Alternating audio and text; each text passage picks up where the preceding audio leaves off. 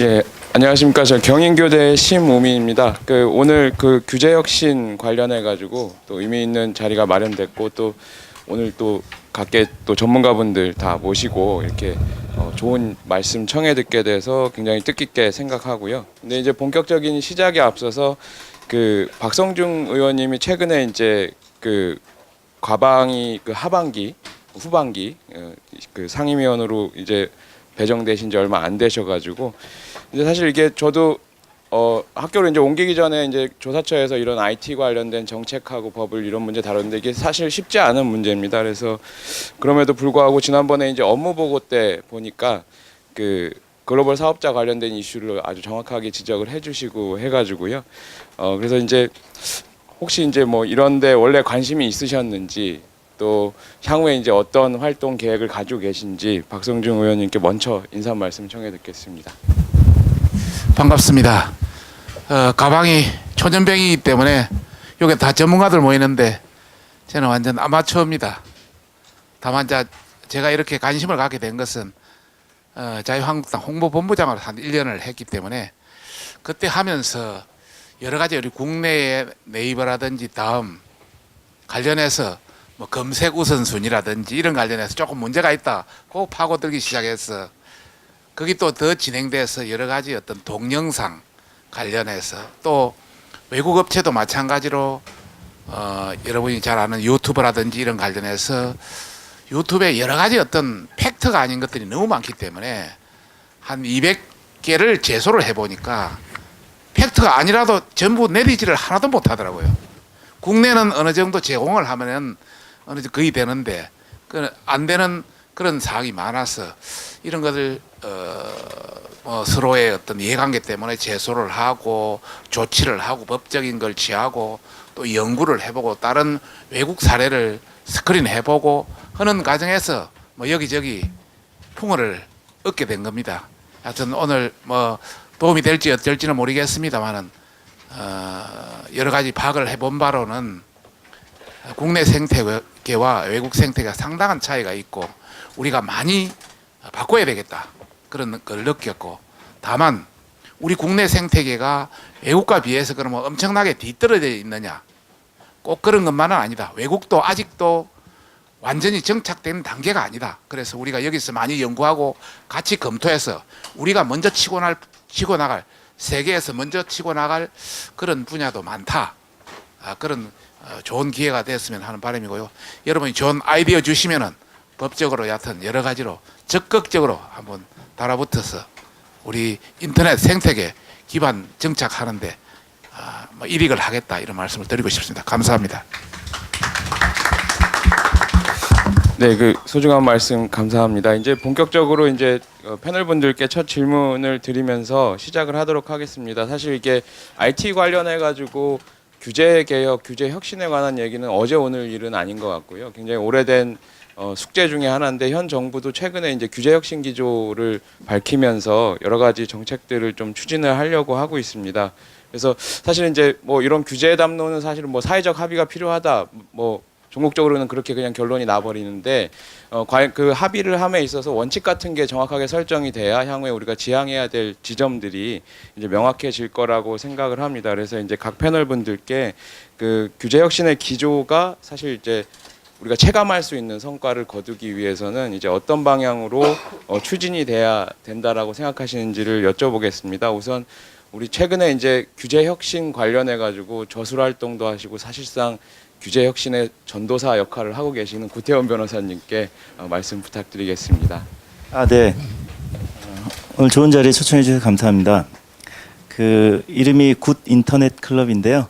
인터넷 산업이 우리나라를 발전시키는 견인차 역할을 상당히 하고 있는데, 그에 비해서 충분한 대우를 받고 있지 못한 것이 또 규제 혁신의 한 단면이라고 말씀드릴 수 있겠습니다.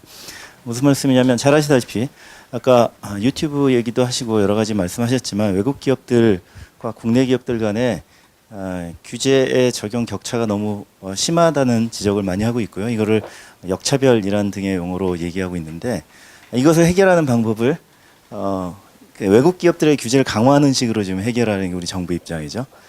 근데 그건 옳지 않은 방식입니다. 우리나라 기업이 아닌 기업들에게 규제를 강화한다는 게 많은 문제점을 일으켜. 예를 들면 무역 전쟁으로 보일 수도 있지 않겠습니까? 마치 트럼프 대통령이나 중국이 하고 있는 것처럼. 우리나라의 규제를 글로벌 수준으로 완화해야 되는 것이죠. 그러니까 발상 자체와 접근이 굉장히 잘못된 것입니다. 그래서 그 원인을 오랫동안 생각해보면 왜 이렇게 바람직하다고 이렇게 잘하는 분들이 생각하는 정책에 꼭 좀 맞지 않는 식의 결론들이 우리 정부와 국회에서 나오는가? 그것은 그런 생각을 요즘에 많이 합니다. 우리 정부는 과거 70년대, 80년대 제조업으로서의 도약을 통한 우리나라의 이제 국력 향상에는 굉장히 잘했던 정부입니다. 그 누구도 부인 못하. 지금 세계 경제 규모 10위까지 올리는 데는 우리 정부의 역할이 상당히 컸고요. 근데 지금 와서는 그렇지 않다는 것도 누구나 또 인정하고 있죠. 즉 과거에 잘했던 정부지만 이렇게 새로운 인터넷 산업 그리고 4차 산업혁명 시대에는 게임의 방식과 패러다임이 완전히 바뀌고 있는데 새로운 게임에 적응하지 못하고 있다는 이야기입니다. 즉 축구 선수에게 야구를 하라고 하고 있는 격이죠. 새로 야구를 가르쳐야 되지 않겠습니까? 즉 말씀드리면 결론적으로 우리는 지금 규제 혁신의 대상인 우리 시민사회 그리고 산업만을 바라보고 있었는데 그것을 이끌어야 될 정부의 혁신에 대해서는 별로 논의를 하고 있지 않습니다. 즉 축구 선수에게 야구를 시켜놓고서 그 선수에게 야구를 가르치지 않고 있는 것이죠. 그래서 저는 최근에 이 정부가 새로운 혁신을 제대로 이끌 수 있도록 정부의 기능과 역할을 재조정하고 그리고 혁신의 인센티브를 줘야 한다는 그런 결론에 이르렀습니다. 예, 그 정부 혁신에 관한 얘기를 과거에도 이제 구태원 변호사님 좀 해주셨는데 저희가 이제 규제 혁신을 바라보기 전에 사실은 이제 그것을 조율하고 메커니즘을 만드는 정부 혁신과 연결되어야 된다라는 이제 그런 말씀을 해주셨고요. 그다음에 이제 저희 아마 국내 이제 업계의 어떤 규제 혁신이나 규제 개혁에 관한 의견들을 이렇게 총화해서 보고서도 내주시고 또 다양한 의견들을 개진해 주시는데요. 그 인터넷 기업 협회 박성호 사무총장님께서 그 규제 관련된 말씀 부탁드리겠습니다. 네, 안녕하세요. 사무총장 박성호입니다. 이른 아침 와주셔서 감사드리고요. 오늘 좋은 얘기들 많이 나와서 좀 변화의 계기가 됐으면 하는 바람이 있습니다. 규제 얘기는 뭐 늘상 우리가 하던 거라 왜 이게 좀 문제가 계속 남아 있느냐에 대해서 여러 생각이 있으실 건데 뭐 사실은 뭐 정가의 보도처럼 어떤 아주 분명한 방법이 사실 떠오르지는 않습니다. 떠오르지는 않는데 지금 이제 구태현 변호사님께서는 이제 정부 쪽의 혁신을 좀 말씀해 주신 것 같고 그것도 저 동의를 합니다. 근데 이제 정부가 뭘 해야 되는가 보다는 사실은 이쪽은 뭐 하루가 다르게 변하는 세상이기 때문에 제 생각에는 정부가 뭘 안 했으면 하는 생각이 있습니다. 느끼는 건데 사업자분들은 항상 우리나라 법규제 이 체제가 워낙 정밀하고 꼼꼼하다 보니까 심하게 얘기하면은 진짜 물샐 틈 없이 규제가 이렇게 이루어져 있고 법 체계도 보시면은 열거 사항들을 쫙 하지 말라 하는 사항들이 있고 꼭 끝에 가서 등자가 붙어가지고 빠져나갈 수 없는 그런 체제로 돼 있는데 전반적인 규제 체제 자체가 좀 재고할 필요가 있다는 생각이 드는 게 이게 앞날을 예상할 수 없는 상황에서 어떤 걱정거리나 부작용을 다 예상해서 이 법을 만드는 것 자체가 좀 발상적으로 이제는 맞지 않는 시대다. 그렇기 때문에 뭐 마침 이제 정부에서도 규제 샌드박스 만들고 정보통신융합법도 곧 이제 통과돼서 시행되고 하면 좀 상황이 달라지겠지만 일단은 놔두는 그런 필요하다. 민간의 자율에 좀 놔두고 그게 나중에 문제가 좀 불거졌을 때 개입하는 그런 태도가 좀 좋지 않겠냐 이런 생각을 좀 해봤습니다. 예, 뭐 최근에 이제 업계에 계시는 많은 분들께서도 공감하시고 그러실 텐데요. 이게 정부가 저희가 산업주도 정책하다 보니까 이렇게 많이 개입하고 먼저 정책 아젠다를 설정하고 뭐 이런 게 많은데 어쩌면 이제 그런 것들이 오히려 지금 규제 혁신하는데 장애 요인으로 등장하고 있지 않나라는 의견이셨던 것 같습니다. 다음은 아까 인사드렸었는데요. 자유한국당의 박성중 의원님께서 이 규제 혁신 정책에 관한 의견 말씀 부탁드리겠습니다. 저는 좀 다른 관점에서 말씀 좀 드리고자 합니다. 구청에서 이렇게 서초구청에서 부구청장, 구청장, 뭐 국회의원까지 한 7, 8년 정도, 한 10년 가까이를 했고, 또 서울시청에서 한 15년 정도를 했고, 또 청와대에서 한 3년 넘게 있어봤고, 또 일본에서 한 3년 정도 넘게 한번 있어봤습니다. 그래서 현장의 어떤 이런 감각을 보면서 좀 다른 관점에서 말씀드리고 싶습니다. 우선 규제 혁파, 규제 혁신, 이것이 시대의 소명입니다. 굉장히 어렵습니다. 실제는 막 누구나 말하기는 쉽습니다. 그러나 역사적으로 보면 굉장히 어렵다. 우리가 진짜 혁파하기는 같이 노력해줘야 된다는 말씀을 드리고 싶은데요. 크게 두 가지 사례를 한번 들고 싶습니다. 우리나라에서 인쇄술을 금속 활자를 발명했습니다. 그런데 유럽은 구텐베르그가 1400 몇 년에 발명했다고 했잖아요. 1500년대에 유럽은 그 인쇄 활자를 가지고 영국 같은 경우는 그 완전히 글을 읽고 쓸 수 있는 능력이 한 60%, 국민의 60%가 다 읽고 쓸 수 있었습니다. 그런데 그 시기에 1500년대 시기에 오스만 터키, 저 터키 쪽은 같은 유럽의 그인데도 그 읽고 쓰는 게 3%밖에 되질 않았습니다. 왜 그랬느냐? 읽고 쓰면 통제하기가 힘들고 전체 어렵다. 지배계급이 우리만 알고, 우리 조선시대 똑같았습니다. 우리만 알고 있어야 통제가 쉽다. 이래서 인쇄를 못하게 했습니다. 그 금속 활자 이런 걸 못하게 했습니다. 그러다 보니까 100년 동안 책 발간한 게 불과 몇 건뿐이 안 됐습니다. 그만큼 이 혁신이라는 게 어렵습니다. 또 하나의 예를 들자면 18세기 1700년도 보면은 우리가 바늘 2개 하고 실해가지고 이 옷감을 짜잖아요. 근데 케임브리지 대학의 어느 대학생이 그걸 엄청나게 많이 해가지고 한꺼번에 만들면 되지 않느냐 해가지고 방지 기계를 발명했습니다. 그런데 영국 국왕이 방지 기계 못하겠습니다. 왜? 그러면 실업자가 많이 발생하고 실업자가 발생하면 사회 문제가 생기고 여러 가지 지배하는데 문제가 있다. 못하겠어요. 한동안, 오랫동안. 지금 우리가 그 격입니다. 우리나라를 보면은 똑같습니다. 이 앞에 박근혜 정부, 이명박 정부 자꾸 그 현 정부가 딜이 까기만 하는데 그때 규제 프리존법 진짜 이거 우리가 규제 일괄적으로 어느 분야에 그 규제 프리존 특별법이나 규제 프리존법을 적용해서 우리가 지금 건축법이고 각종 법을 쫙 그 다 하다 보면 끝이 없습니다. 규제가. 어제 내가 어느 주간보호센터라고 완전히 그 지능 관련 지체장애 한 명만 있으면 집안이 박살납니다. 그걸 하나 건립해가지고 하는데 3년이 걸렸답니다. 하도 법이 복잡하고 됐어요.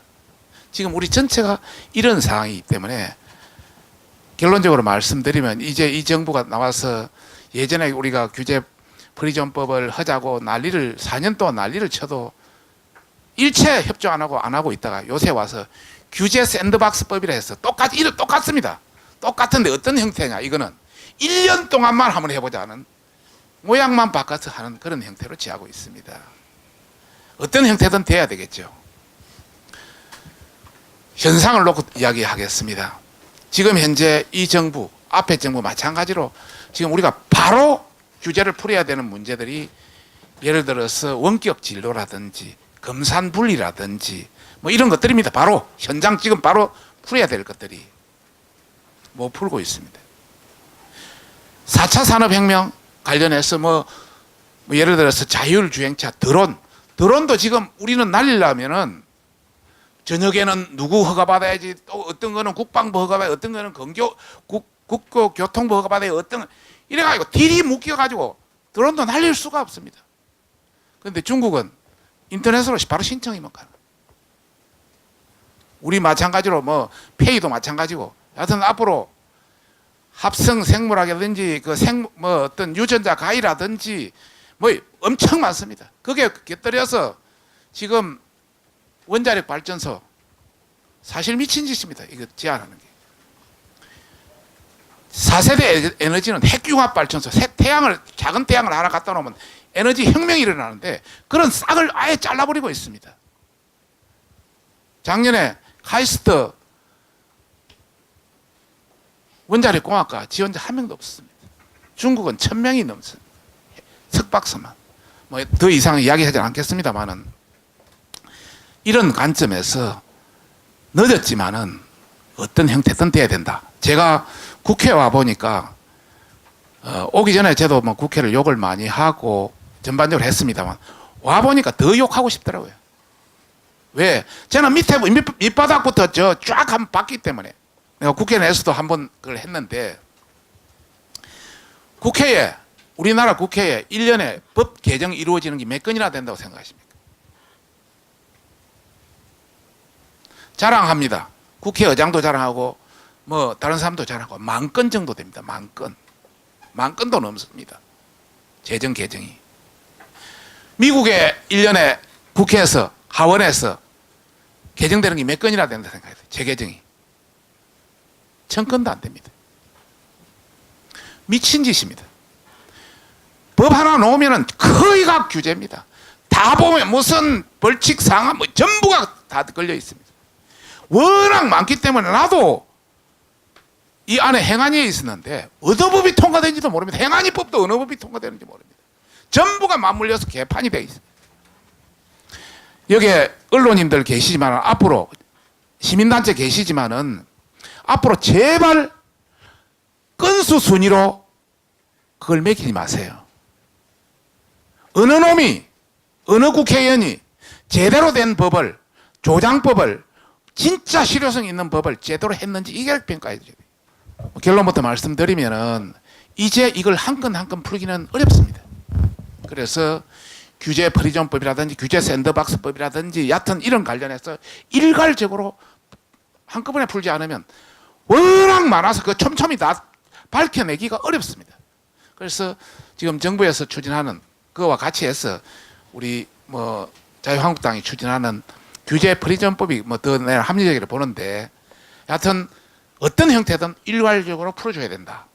두 번째, 새로운 4차 산업혁명, 새로운 신산업, 새로운 신기술 관련해서는 확실하게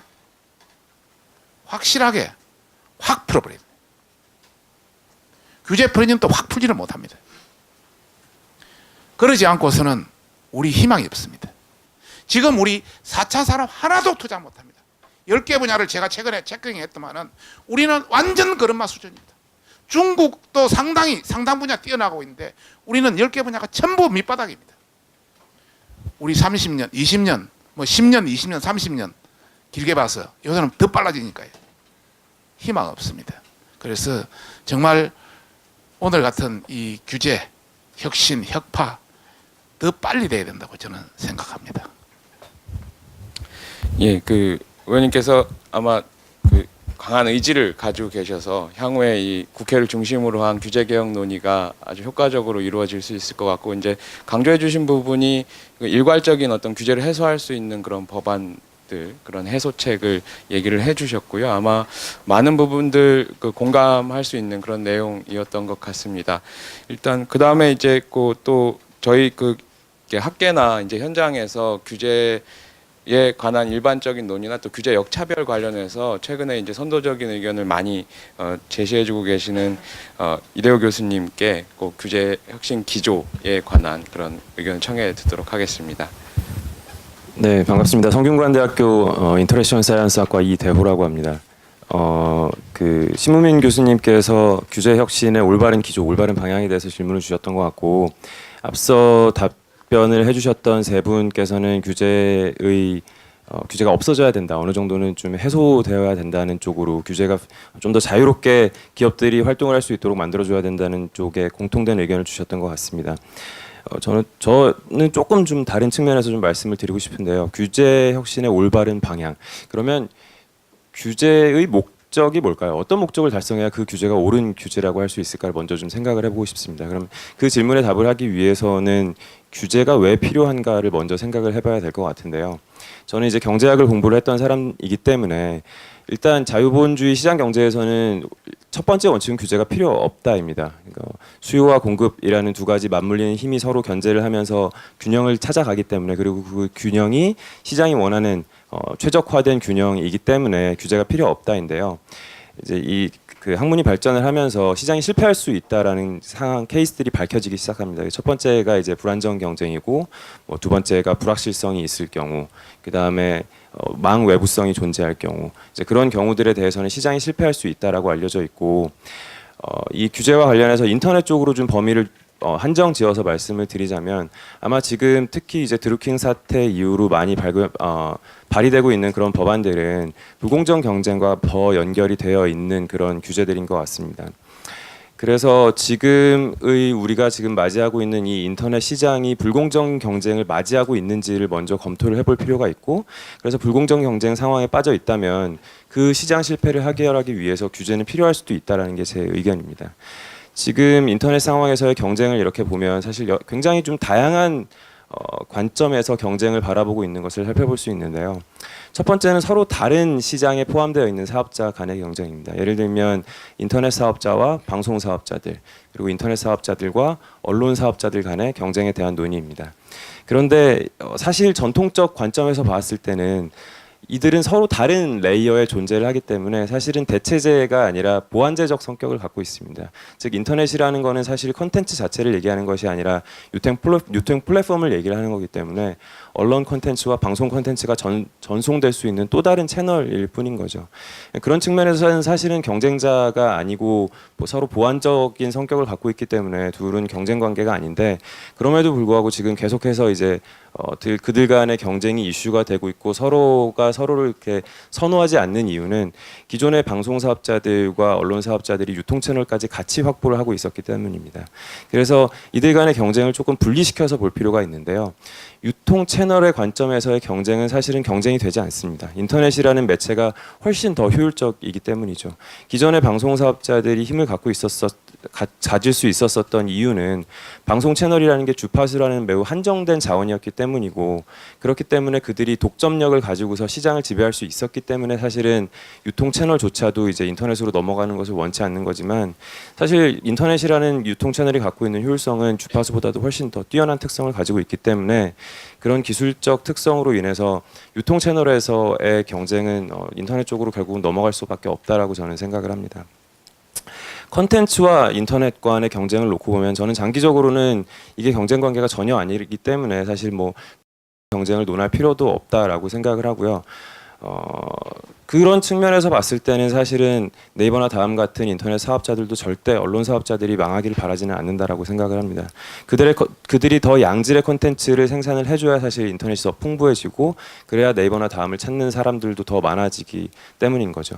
그래서 지금은 어느 정도 특히 광고 수입으로 인한 매출 부분이 언론 쪽으로는 많이 빠지고 있고 인터넷 쪽으로 많이 몰리고 있는 현상이 발생을 하고 있기 때문에 좀 문제가 되고 있긴 하지만, 장기적인 관점에서는 서로 논의를 통해서 어느 정도 공정하게 더 언론과 인터넷이 같이 발전할 수 있는 그런 생태계를 마련하는 것이 더 필요하다라고 생각을 하고, 이거는 경쟁과는 동떨어진 부분인데, 이게 흡사 지금의 규제나 언론에서의 발표 같은 것들은 그들이 경쟁 관계에 있고 인터넷으로 인해서 뭔가 잘 안 되고 있다는 식으로 저는 그렇게 사람들이 많이 간주를 하고 있는 것 같습니다. 그래서 그 부분은 고려할 부분이 아니라고 저는 생각을 하고요. 한 가지 더 이제 인터넷에서의 경쟁을 생각해 볼 수 있는 부분이 아마 오늘 거기에 조금 더 포커스가 맞춰지고 있는 것 같은데, 국내 사업자와 해외 사업자 간의 경쟁입니다. 이거는 같은 구글과 네이버 다음 같은 경우는 같은 레이어에 존재하는 사업자가 맞기 때문에 경쟁 관계가 맞고요.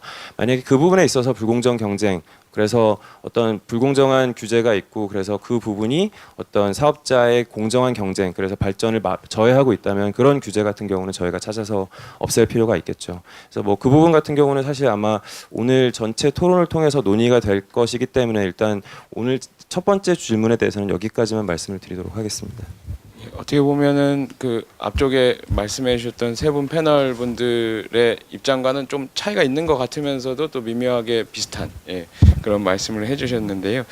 일단 뭐 그 이대 교수님 얘기해 주신 것처럼 아무래도 이제 지금 뭐 국내 사업자 간의 어떤 경쟁의 문제 이런 것들도 있을 수 있겠지만 사실 이제 또 국내의 시민의 입장에서는 사실 또 해외의 글로벌 기업들의 어떤 위력이나 이런 것들이 또 문제시 되는 것 같습니다. 그래서 특히 이제 저는 이제 대학 현장에서 이렇게 있다 보면은 유튜브의 영향력이 상당히 대단한 것 같습니다. 뭐 아예 검색 자체도 유튜브로 하고요. 그래서 이제 그런 것도 있고 최근에 또 업계에서는 아마존 웹 서비스 같은 경우에 시장 점유율도 굉장히 빠르게 높여가고 있는 것 같습니다. 그래서 이 부분은 아무래도 이제 현장에서 많이 활동하고 계시는 두 분께 좀 질문을 드리고 싶은데요. 일단은 이런 해외 사업자들, 글로벌 사업자들의 빠른 성장세에 대해서 국내의 어떤 정책적인 입장에서는 뭐 어떤 대응을 하는 게 혹시 필요한지 우선은 박성호 사무총장님께서 먼저 말씀을 해주시면 감사하겠습니다. 예, 질문이 좀 어려운데요. 유튜브 많이 쓰시는 거는 뭐 지금 현상이기도 하고, 또 새로 사업하시는 분들이 AWS 많이 또 쓰시기도 하고, 근데 그 나름대로 그 장점이 있기 때문에 쓰시는 것 같아요. 그거를 뭐 어떤 인위적인 방법으로 막거나 저지할 수 있는 상황은 아닌 것 같고요. 다만 이제 국내 사업자들이 인발부 돼 있기 때문에 당연히 그들도 국내 법을 준수해야 된다는 거는 아까 제가 규제를 신사업 영역에서는 하지 말자고 했는데 그게 다는 아니고요. 규제가 또 공백이 있는 부분이 분명히 있습니다. 그런 부분들은 찾아서 해야 될 것 같고요. 다만 이렇게 많이 쓰는 부분에 대해서는 결국은 그런 것 같아요. 그러니까 그런 현상을 좀 균형을 맞추기 위해서는 그런 서비스를 하는 국내 기업들이 더 번창하게 일어나야 된다. 그 방법밖에 없다. 그러면 국내는 왜 그런 동영상 서비스나 그런 그 웹 서비스가 잘 안 되느냐? 그 원인을 분석해서 만약 필요한 부분이 있다고 하면은 규제가 문제가 돼서 그런 문제가 생겼다고 하면은 또 규제를 혁파해야 되고 지원할 수 있으면 지원해야 된다고 생각해요. 그러니까 뭐 아직 생각이 정립된 건 아니지만 지금 박성중 의원님께서 지난 박 대통령 말씀하셨는데 지금 미국 같은 경우는 사실은 민간이 거의 창의적으로 주도를 해서 성장한 나라고 지금도 그렇게 해서 세계를 지배하고 있고 중국 같은 경우는 또 공산당이 엘리트들이 당이 책임을 지고 국가 경제를 주도하면서 지금 어마어마한 아이콘 기업들이 지금 그 두 나라에서 다 나오고 있는데 우리나라 같은 경우는 사실은 어려운 환경에서 뒤늦게 출발했지만 네이버나 지금 카카오 정도 그리고 몇 개 그 NC소프트나 뭐 넥슨 같은 그런 기업들 빼고는 사실 아이콘이라고 할 만한 기업이 사실 이제 손가락이 꼽힐 정도의 지금 위기 상황에 와 있는데 뭐 방법적으로 그게 뭐 절차적으로 문제 있을 수 있겠지만은 정부가 좀 강력한 의지를 가지고 도와줘야 된다라는 생각이 좀 듭니다. 그러니까 민간에만 완전히 맡기는 문화도 아니고 중국 같은 상황도 아니지만 이 과도기에서 지금 이도저도 아닌 상황에서 계속 지금 산업은 정체돼 있고 정부는 또 계속 그 민간의 흐름에 이렇게 보고 계시거든요. 근데 박 의원님 뭐 규제 역학 굉장히 강력하게 말씀하셨는데 정부가 좀 의도적으로 개입할 필요도 있다. 어느 부분에 있어서는 지금은 방관할 시기를 지났다고 생각을 하고요. 그럼 국내 기업들을 어떻게 도와줄 것인가를 적극적으로 고민하는 그런 시기라고 저는 생각을 합니다. 예, 일단 어떻게 보면은 국내 기업의 자율성과 창의성을 신장하면서도 또 그런 것들을 발현할 수 있도록 좀 정부가 지원을 해줄 수 있는 이제 그런 의견을 주셨고요. 이 문제에 관해서는 또 구태원 변호사님도 아마 하실 말씀이 아주 많습니다. 한 40분 정도만 써도 될까요? 간단히 말씀드리면 만시지탄이라는 한자가 이렇게 적절히 들어맞는 상황은 없을 것 같습니다. 우린 시기를 많이 놓쳤어요. 예를 들어 생각해 보십시오. 우리 네이버가 왜 저렇게 잘하냐? 네이버가 너무 점유율이 높다. 어떻게 하면 네이버를 이길 수 있는 기업들을 키워줄 것이냐? 정부가 고민한다고 합시다. 가능하겠습니까? 마찬가지죠. 이 구글이 잘하고 페이스북이 잘하고 하는 것에 대해서 그런 식으로 문제를 해결할 수는 없고요. 원인을 진단해야 될 것 같은데요. 예를 들어 2000년대 중반에 여러분들 다음 TV 팟이 굉장히 우리나라에 인기가 좋았고요. 그 당시에는 다음도 뭐 네이버도 굉장히 큰 포털이었고 하기 때문에 동영상 서비스에 당연히 우리나라 사용자들의 인터페이스, 그러니까 정서에 잘 맞는 인터페이스 갖고 있는 다음 네이버의 동영상 서비스 인기가 좋았습니다.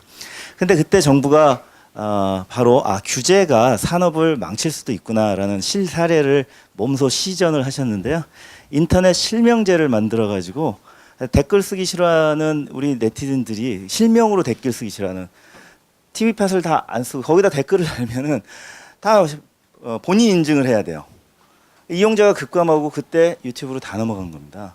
이런 상황을 만든 게 정부이고요. 규제 하나가 이렇게 산업의 어떤 큰 트렌드를 확 바꿔버릴 수 있겠구나. 경쟁이나 시장 점유 이런 것도 우리가 실증한 사례였습니다. 그리고 또 하나 있는데요. 우리나라의 동영상 같은 거 올리면 유저들이 올린 UGC가 실제 순수 창작물이 많지 않고요. 대개 어딘가 누군가의 저작물을 갖다 올리는 경우가 많은데 이건 우리나라 동영상 초기에 UGC 기반의 동영상 서비스나 또 유튜브나 똑같았습니다. 예전에 유튜브 가셨던 분들은 다 기억하시겠지만 왜 갔어요? 영화, 뭐 뮤직비디오 이런 거 공짜로 볼 수 있어서 가셨죠? 지금 어딘가 회원 가입해야 볼 수 있는 거. 물론 무료로 뿌리는 거 말고는. 다 불법 동영상 문제, 저작권 이슈는 동일하게 있었는데요.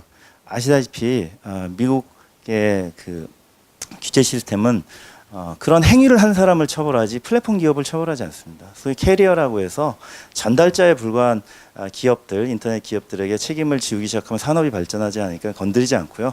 조용히 그런 불법 저작물을 복제해서 올리는 사람들을 잡아가는 구조이죠. 우리나라는 어떻게 하는지 아십니까? 전부 저작권법 위반 방조죄로 플랫폼 기업들을 다 경찰이 검찰이 수사해서 초토화를 시키니 사업을 열심히 할 수가 없는 거죠. 그 결과가 쌓이고 쌓여서 이렇게까지 된 것입니다. 또 하나 이제 여러 가지 요인들이 있지만 규제 관점에서는 그렇고요. 아마존 AWS가 클라우드를 말씀드리면 우리나라 아시다시피 경제 구조가 약 500개 대기업이 전부 대기업 집단에 소속돼 있습니다. 그 이상일 수도 있고요.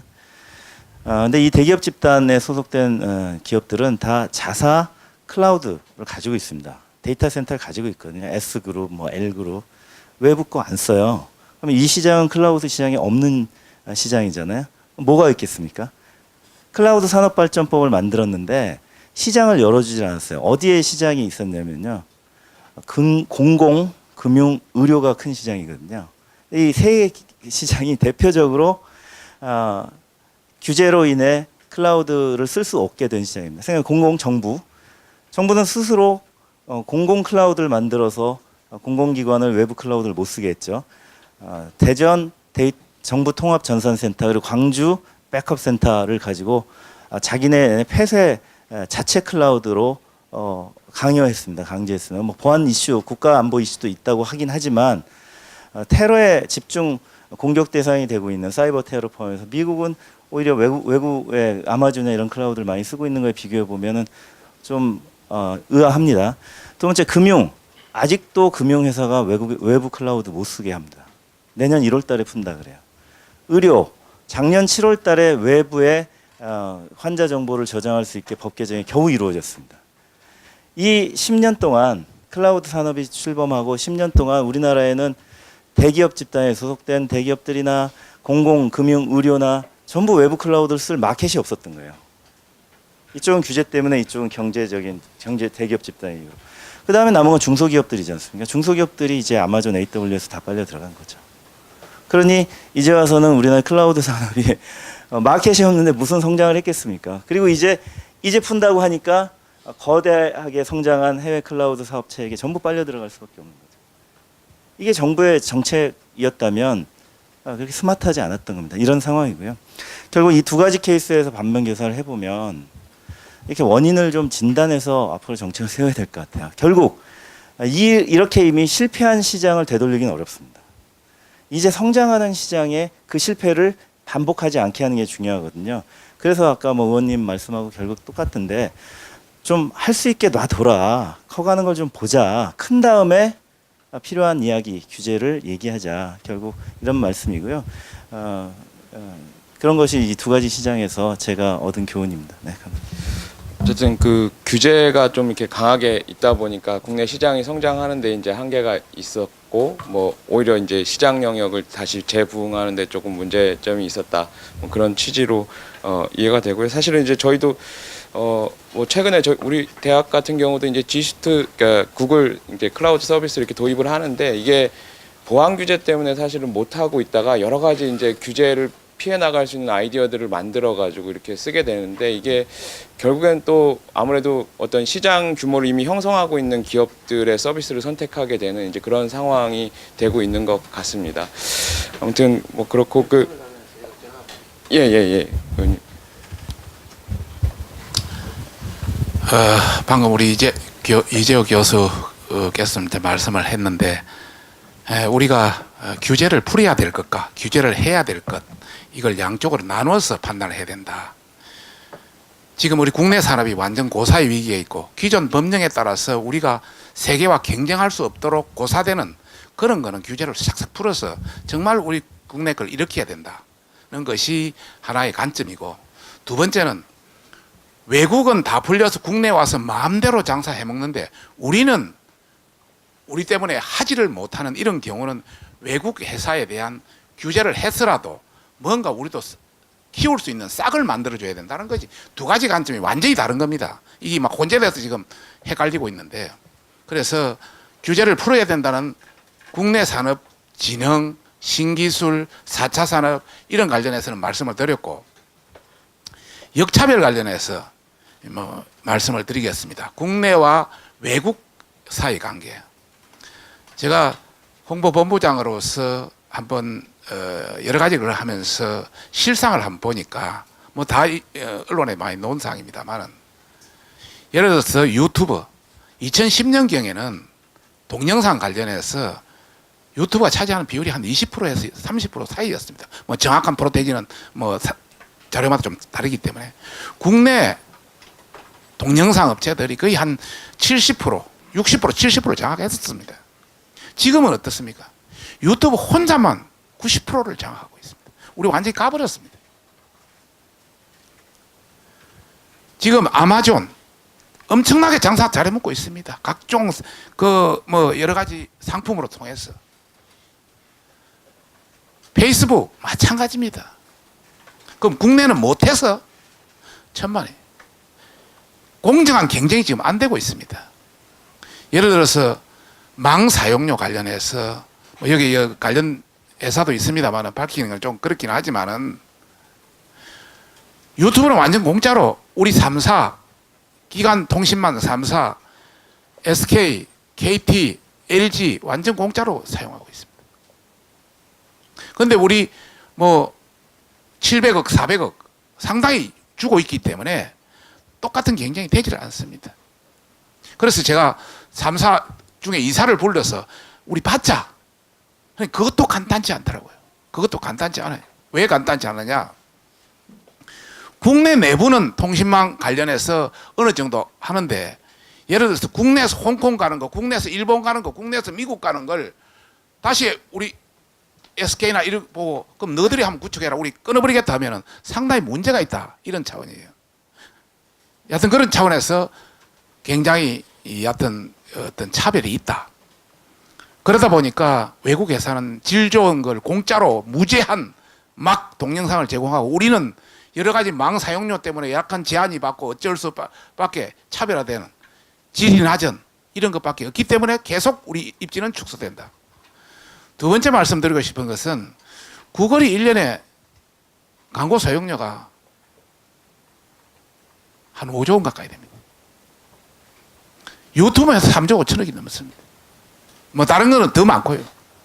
그런데 우리 세금 하나도 안 내지 않습니까?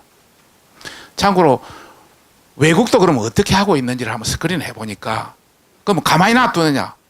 다른 나라도. 뭐 일본은 가만히 놔두고 있습니다. 영국 같은 경우는 구글세 해가지고 법인세는 신고된 매출액의 20% 정도의 법인세의 어떤 이익의 20% 정도를 법인세를 냅니다만은, 구글세로 해가지고 25% 정도를 했는데 실제 그 매출액이라든지 이익이 정확하게 산정이 안 되기 때문에 영국 내에서 비판이 많습니다. 실제에 한 뭐 2.77%밖에 안 된다 이런 비판은 많지만은 그래도 처음에 한 몇 년, 한 5년분 해가지고 1,500억을 부과했고 최근에 2년분 해가지고 한 5천억을 부과한 걸로 알고 있습니다. 이렇게 시도를 하고 있다. 또 딴 데도 마찬가지로 지금 그런 시도를 하고 있기 때문에 우리도 그런 시도를 할 필요가 있다. 그리고 망 사용료라든지 구글세라든지 디지털세라든지 EU에서 하도 골치가 아프니까 매출액의 3%를 부과하자. 그냥 구글이든 뭐든 싹 부과를 하자. 이 나라별로 서로 합의가 안 됐어요. 매출액 정확한 평가가 안 되고 나라별 여러 가지 찬반 논란이 있고 안 되지만은 그런 시도를 하고 있습니다. 그래서 우리도 역차별 차원에서 또 우리의 국내 산업을 보호하는 차원에서 국내 사실 기술은 좋습니다. 기술은 좋은데 똑같은 운동장으로 만들어 기울어진 운동장이 아니라 똑같은 운동장을 만들어 준다면 우리도 가능성이 있습니다. 중국이 왜 바이두라든지 텐센트라든지 이런 것 IT 기업들이 계속 쏟아들어오는 이유가 바로 그게 있습니다. 국가에서 보호하고 또 비싸게 만들어주고 뭔가 그걸 하고 하다 보니까 자꾸 씨앗이 만들어지고 그것이 커지는 그런 현상이 되는 거 아니겠습니까? 그런 차원에서 우리도 이제는 해야 된다는 그런 차원으로 말씀드린 겁니다. 우리 국내 산업만 보호하고 우리 국내 뭐 어떤 그런 것만 해서 그런 건 아니고 똑같은 운동장을 만들어주자는 그런 지지라는 것을 말씀드리고 싶습니다. 예, 의원님 말씀 통해서 그 사실 자연스럽게 제가 상정했던 기울어진 운동장 규제에 대한 논의를 이렇게 좀 전환이 됐는데요. 뭐 비슷한 뭐 같은 맥락의 문제니까 어떤 뭐 지금 현재 이제 글로벌 기업들이 국내에서 이제 좀 시장 점유율을 높여가고 있고 또 규제 역차별이라는 그런 논제하고 합쳐서 아마 또 순서대로 또 이대호 교수님께서도 그 하실 말씀이 있으실 것 같습니다. 그래서 그 일단은 뭐 저희 지금 하고 있었던 그 맥락의 말씀과 더불어서 뭐 역차별 규제 관련해 가지고 말씀해 주실 것들이 있습니다. 네, 뭐 사실 앞에 질문하셨던 뭐 유튜브와 그런 뭐 그 부분에 대해서 먼저 좀 살짝 말씀을 드리면 일단은 인터넷 서비스에 대해서 이제 이거는 제가 아직 연구가 끝난 부분은 아니기 때문에 좀 말씀드리기는 좀 조심스럽습니다만은 유행이라는 게 존재하는 것 같다는 말씀을 드리고 싶습니다. 무슨 얘기냐면 이런 SNS 같은 서비스가 처음 등장을 했을 때는 SNS는 이제 망 외부성이 존재하는 서비스이기 때문에 친구가 많이 이미 그 서비스에 다 들어와 있으면 그게 이제 굉장히 큰 가치를 부여하는 서비스인 거죠. 그래서 페이스북에 이미 전 세계 가입자들이 다 가입을 했기 때문에 더 이상 이제 페이스북에서 신규 서비스로 이동할 유인이 없을 거라고 많은 사람들이 예측을 했습니다. 그런데 예전에 우리나라 싸이월드를 생각을 해보시면 싸이월드에서 페이스북으로 이동을 한 이유가 페이스북으로 가면 더 많은 친구가 있기 때문은 아니라는 걸 아실 거고요 아마. 그리고 페이스북이 과연 싸이월드보다 더 우수했던 서비스였느냐에 대해서도 서로 다른 서비스인 거는 확실합니다만 더 우수한 서비스는 저는 아니라고 생각을 합니다. 그럼에도 불구하고 싸이월드에서 페이스북으로 옮겨갔던 이유, 그리고 페이스북이 이미 전 세계 가입자를 다 확보했음에도 불구하고 작년 10대들 중에 44%가 페이스북을 탈퇴한 이유, 그리고 인스타그램으로 옮겨간 이유는 이런 인터넷에서의 어떤 유행이 존재하기 때문이라고 생각을 하고요. 저는 40대이기 때문에 너무나 당연히 검색을 네이버하고 다음에서 합니다만 지금 젊은 친구들은 네이버하고 다음에서 검색하는 걸 좀 부끄러워한다라고 생각을 한다고 하더라고요. 요즘 언어로 힙하지 않다라고 생각을 하기 때문에 검색을 이제 유튜브에서 한다라고 얘기를 하는데, 그렇게 이제 유행이라는 게 계속해서 지나가기 때문에 사실 우리나라 지금 이런 인터넷에서 저는 더 큰 문제가 뭐라고 생각을 하냐면 네이버하고 다음이 잘하고 있는 게 문제가 아니라 그들의 경쟁자가 없는 게 저는 더 큰 문제라고 생각을 합니다.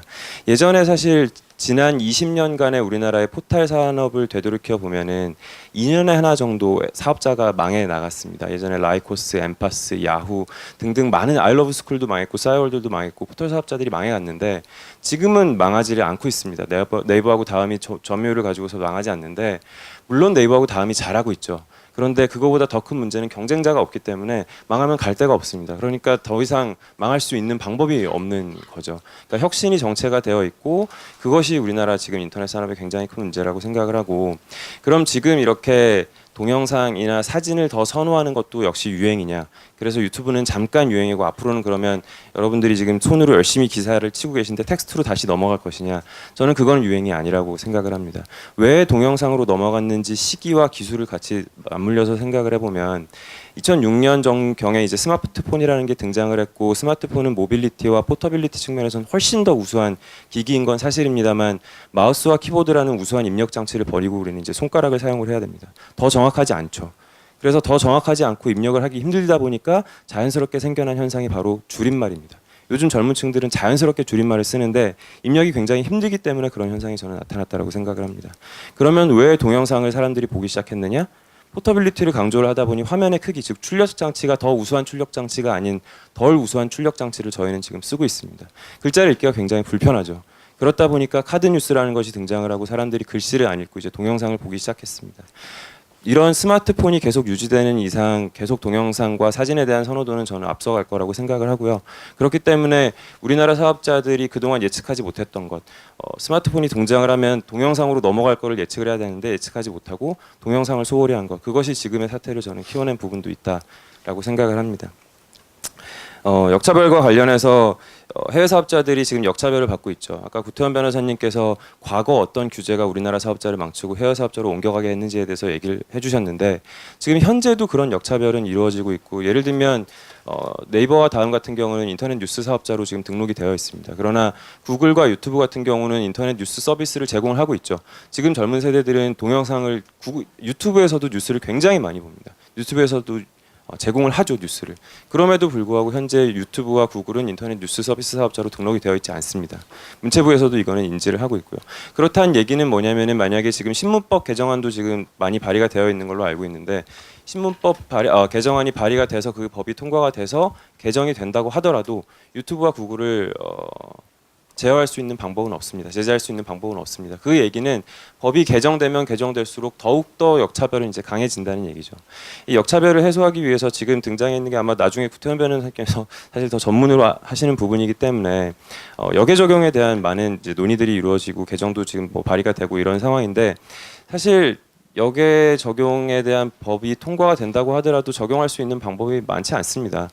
그건 흡사 이제 만약에 우리나라 걸그룹, 보이그룹이 굉장히 이제 해외에서도 인기가 많기 때문에 그런데 어떤 아랍권 문화를 갖고 있는 국가에서 이거 복장이 너무 야하다 그래서 한국에서 걸그룹이 춤을 출 때 옷을 더 갖춰 입어라라고 규제를 하는 거하고 비슷한 거기 때문에 사실 해외에 있는 사업자를 어떻게 규제할 수 있을 것인가 역외 적용을 만약에 적용할 수 있다면 그러나 저는 그 방법은 그렇게 크지 않다라고 생각을 하고요.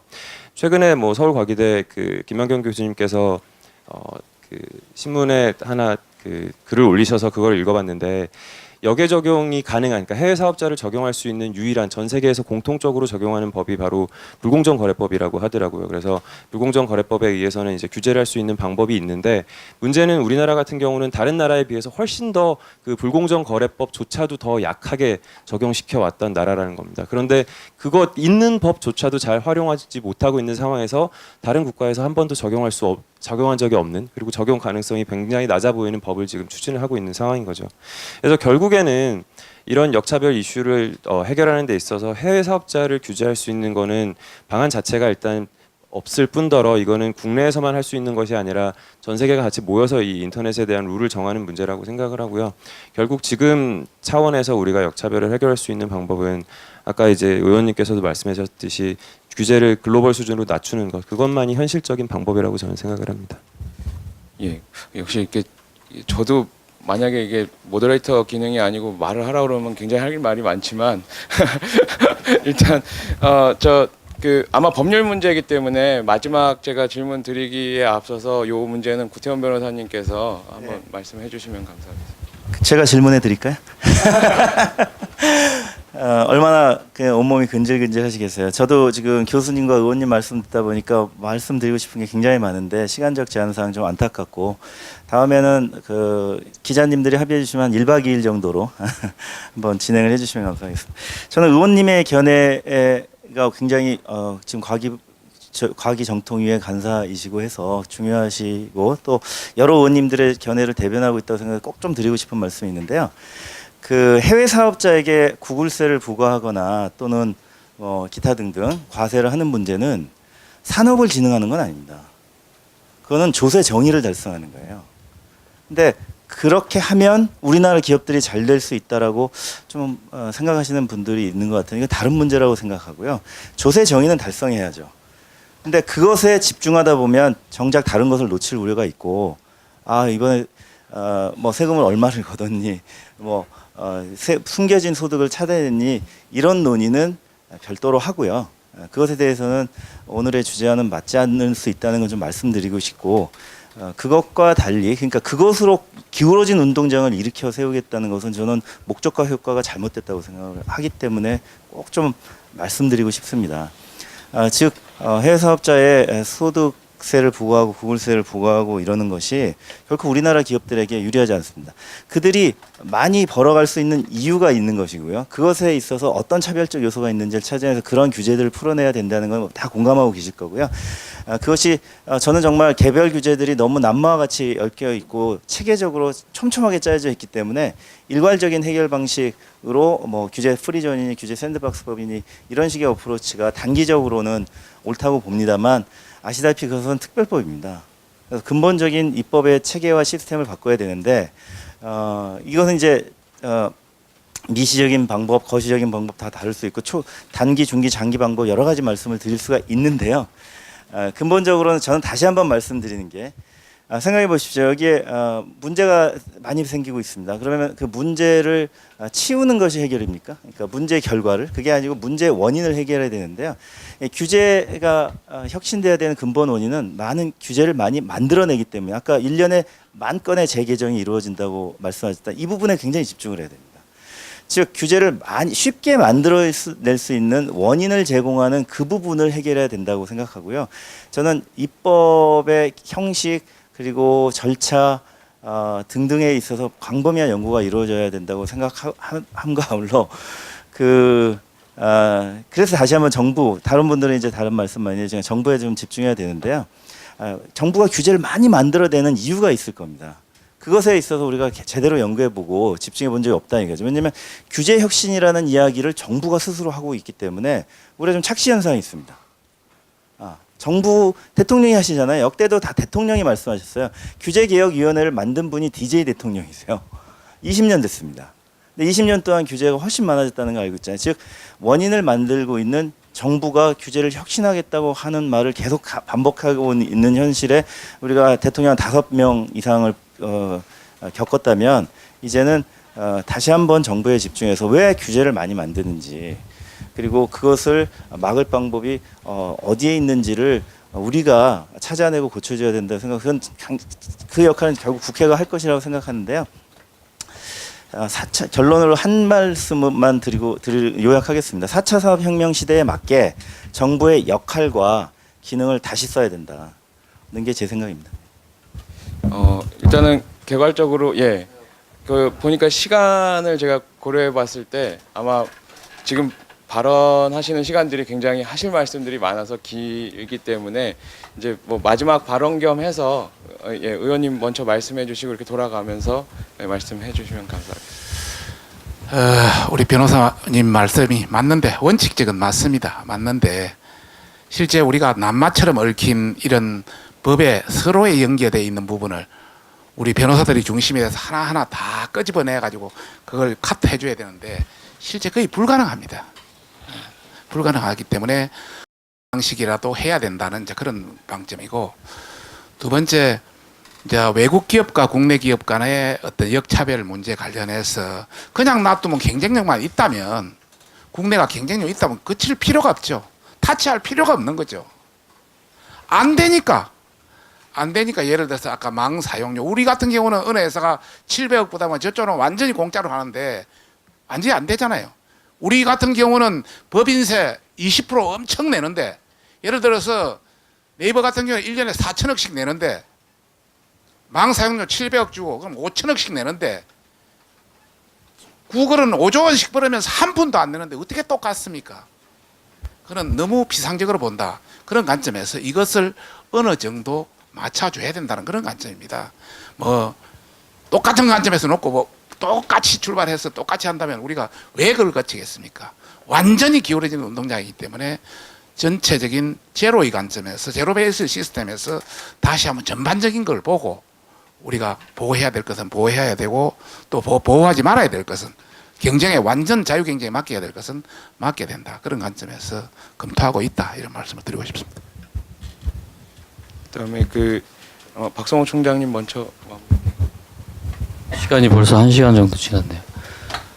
역차별에 대해서 주신 말씀들 저도 동의하고요.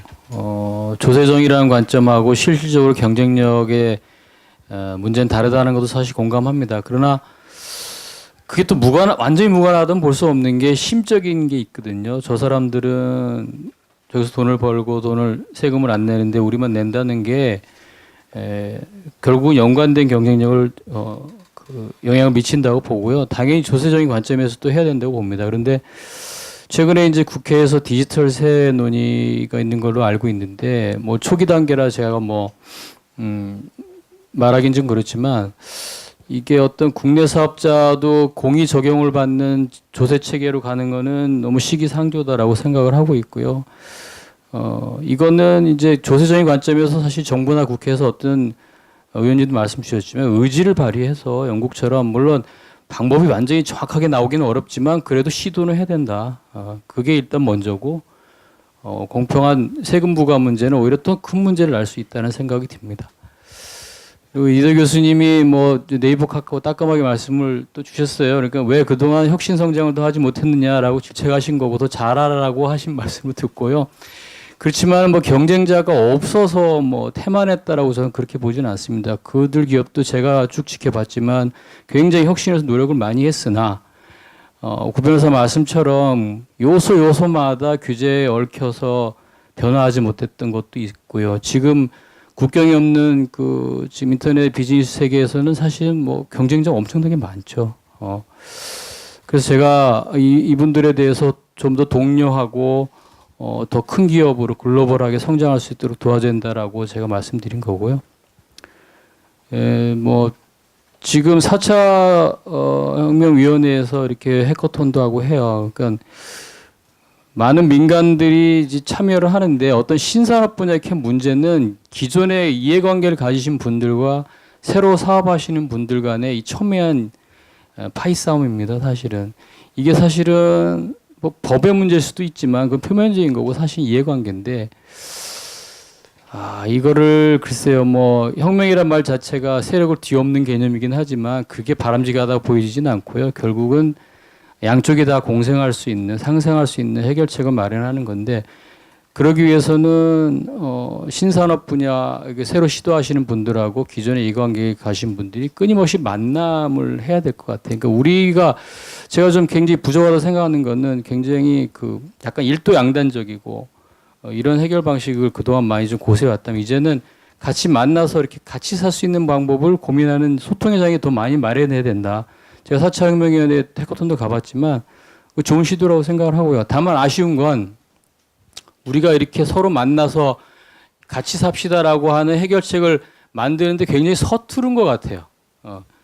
당신들 뭐 됐고요. 우리는 이렇게 하겠습니다라고 이런 식의 서로 얘기들을 하시니까 해결이 안 되는데 이럴 때 강력한 중재 기능을 하는 사회 플레이어가 필요하다. 그게 국회가 될 수도 있고 뭐 위원회가 될 수도 있지만 그런데 이제 문제는 어느 한쪽 편을 들기에는 정치적인 부담도 있으실 수 있고 하다 보니 되게 어려운데 그렇다 하더라도 지금 박성준 오늘 되게 큰 의지를 보이셨는데 좀 내가 책임을 진다, 우리 국회가 책임을 진다 또는 뭐 정부가 책임을 진다라는 마음가짐을 가지고 좀 더 과감하게 나갈 시기다. 더 늦추게 되면 진짜 요즘 제가 좀 드라마 보는데 구한말 배경이더라고요. 뭐 드라마 자체도 재밌지만 되게 가슴 아픈 거는 1800년대 시대에 일본은 이미 세계 최고 대국으로 성장을 했고 우리는 시기를 많이 놓쳤다는 거죠. 이게 다시 재판되는 느낌이 들어서 과감한 결정이 필요하고 진짜 혁명을 위해서 나갈 시기라고 생각을 해서 그런 좀 강력한 중앙 컨트롤 할 수 있는 위원회라든지 아니면 그런 기구가 좀 필요하지 않나라는 생각을 제가 해결책을 생각해 봤습니다. 예, 그리고 이제 마무리 발언으로 이대호 교수님 뭐 정리하는 발언.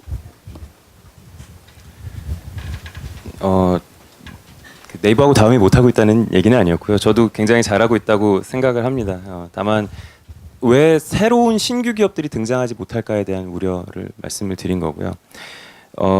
지금 뭐 특히 영국을 중심으로 해서 유럽 같은 경우는 구글세를 매기고 있습니다. 근데 잘 되고 있지 않죠. 그 매겼던 구글세에 대해서 그 자국 내에서는 비판들이 있습니다. 매출액을 제대로 잡지 못했다라는 그런 비판인데요. 지금 유한회사의 성격을 띠고 있기 때문에 매출을 잡기가 쉽지가 않은 게 현실입니다. 우리나라에서도 이제 구글세를 매겨야 될 것이냐, 어떻게 해서 역차별을 해소해야 될 것이냐. 저는 그 평평한 공평한 운동장을 만들어야 되는 건 100% 공감을 하고 동의를 하는데요. 어떻게 만들 것인가에 대해서는 죄송하게도 저도 이제 답변을 가지고 있지는 않습니다. 그러나 꼭 고려해야 될 부분이 있는 것 같아요. 사실 구글이 차지하지 못한 인터넷 영토가 딱 세 나라 있습니다. 그게 이제 중국, 우리나라, 그다음에 일본 이렇게인데요. 중국 같은 경우는 바이두가 인터넷 영토를 차지하고 있고, 일본은 야후 재팬이 차지를 하고 있죠. 그래서 자국 포탈이 인터넷 영토를 차지하고 있는 나라는 중국, 우리나라 이렇게 두 나라인데, 사실 아시다시피 중국 같은 경우는 국가에서 보호를 해줬기 때문에 바이두가 1위를 할 수 있었던 겁니다. 구글을 막아줬기 때문이죠. 그래서 전 세계에서 스스로의 힘으로 자국 포털을 차지하고 있는 나라는 우리나라가 유일합니다. 그렇기 때문에 사실 이 구글세를 매기는 데 있어서 우리나라가 가장 어렵고 조심해야 될 나라가 아닐까 생각을 하는데요. 이게 운동장이 잘못해서 너무 자국 포탈 쪽으로 기울어지다 보면 기술력을 가지고 있는 국내 인터넷 기업들이 해외에 진출하는 데 있어서 오히려 걸림돌이 될 수도 있다고 생각을 하기 때문입니다. 그래서 우리나라에 있어서만큼은 이런 구글세를 매기거나 규제를 만드는 데 있어서 매우 신중해야 된다라고 생각을 하고요. 과연 우리나라 시장을 지키는 것이 우선일까? 아니면 우리나라 기업들이 해외에 나가서 돈을 벌어오는 것이 우선일까에 대해서 잘 생각을 해봐야 된다라고 생각을 합니다. 사실 뭐 유튜브 문제를 얘기를 하셨지만 돈 안 내고 있습니다. 망 사용료 안 내고 있는데 페이스북 역시 망 사용료를 내지 않고 사용을 하고 있죠. 그런데 2015년 말에 KT에서 페이스북한테 우리도 너희한테 좀 돈을 받아야겠어라고 제안을 했던 걸 아마 기억을 하고 계실 겁니다. 그래서 페이스북이 했던 거는 5천만 정도의 시장은 우리는 고려를 하지 않는다라고 말은 하지 않았지만 그들이 취한 행동은 결국 그거였죠. 우리나라 국내 페이스북 사용자의 트래픽이 느려지던 말던 서버를 결국은 해외로 이전을 했습니다. 그래서 2015년 겨울부터 꽤 오랜 기간 동안 우리나라 서비스 사용자들은 페이스북을 굉장히 느린 속도로 사용을 했어야만 했습니다. 만약에 유튜브한테 그걸 매기겠다, 구글세를 매기겠다, 아니면 구글을 매기겠다. 구글이 과연 이 5천만이라는 시장을 중국 같은 경우는 15억이니까 중국이 저렇게 막으면 어떻게 해서든 그 시장을 뚫기 위해서 노력을 하죠. 그럼 우리나라에 대해서도 그렇게 할까요?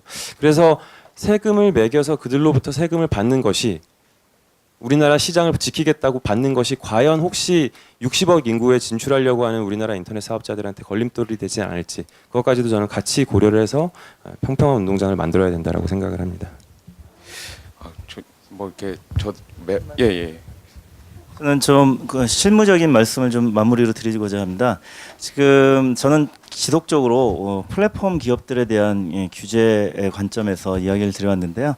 아까 이제 샌드박스니 프리존이니 하는 어떤 산업의 인허가 규제를 푸는 것도 굉장히 중요한데요. 우리나라 법에는 곳곳에 어떤 중개자 역할을 하는 기업, 즉 플랫폼 기업들에 대해서 모니터링 의무를 부과한다든지 어떤 삭제 의무 같은 행위 조치 의무가 부과한다 하는 법 규제들이 굉장히 많이 있습니다. 이런 것들이 결국 책임으로 돌아오기 때문에 이게 부담이 되고요. 부담은 곧 비용입니다. 조직과 인력을 운영해야 되기 때문에 예를 들면 네이버나 다음 같은 포털에서 악플, 명예훼손 댓글을 모니터링하기 위해서 상당한 인력을 운영하고 있습니다.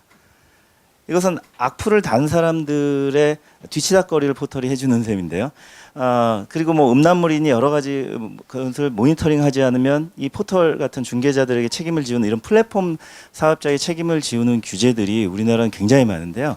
이 플랫폼 기업들이 네이버 다음만을 보셔야 될 게 아니라 예를 들면 여러 가지 공유경제 기업이라든지 이렇게 하는 것들이 많고 그런 것들이 우리나라 내수 산업도 지키지만 동시에 글로벌로 진출해서 달러를 벌어올 수 있는 수출 산업이기도 한 게 지금의 현실입니다. 그럼 이 플랫폼 기업들은 바로 과거에 제조, 해운, 철강, 건설 같은 수출 산업인 것이죠. 자동차 같은 이런 수출 산업을 육성하자는 데 대한 국민적 합의가 좀 필요한 것 같고요. 인터넷 플랫폼 기업들을 수출 산업으로 육성하자고 합의가 이루어진다면 그러면 이런 법적인 여러 가지 규제들을 모두 찾아내서 이걸 완화해 주는 입법 조치를 수월하게 국회가 할 수가 있습니다.